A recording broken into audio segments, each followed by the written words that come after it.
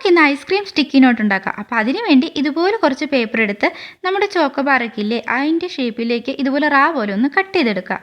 ഇനി കട്ട് ചെയ്തെടുത്ത പേപ്പറിൻ്റെ എല്ലാം ടോപ്പിൽ ഒരു ചെറിയ സെല്ലോ ടേപ്പിൻ്റെ പീസ് ഒരു ഇത്തിരി പുറത്തേക്ക് വരുന്ന രീതിയിൽ വീഡിയോ കാണുന്ന പോലെ ഒന്ന് ഒട്ടിച്ചു കൊടുക്കുക. ഇനി നമുക്ക് ഓരോ പേപ്പറും ഒന്നിൻ്റെ മേലെ ഒന്നായിട്ട് ആ സെല്ലോ ടേപ്പിൻ്റെ മേലെ ഒന്ന് ഒട്ടിച്ചു കൊടുക്കാം കേട്ടോ. ഇങ്ങനെ ചെയ്യുമ്പോൾ നമുക്ക് ഓരോന്നിങ്ങനെ അതിൽ നിന്ന് ഇങ്ങനെ റിമൂവ് ചെയ്തെടുക്കാൻ പറ്റുള്ളൂ. പിന്നെ ഞാൻ ഈ പേപ്പറിൽ പ്രത്യേകിച്ച് ഡിസൈനൊന്നും ചെയ്തിട്ടില്ല. നിങ്ങൾക്ക് ഇഷ്ടമുള്ള ഡിസൈനൊക്കെ കൊടുക്കുക, അല്ലെങ്കിൽ കളർ പേപ്പറൊക്കെ എടുക്കാം കേട്ടോ. എനിക്ക് പിന്നെ മടിയായതുകൊണ്ട് ഞാൻ ആ പരിപാടിക്കൊന്നും പോയില്ല.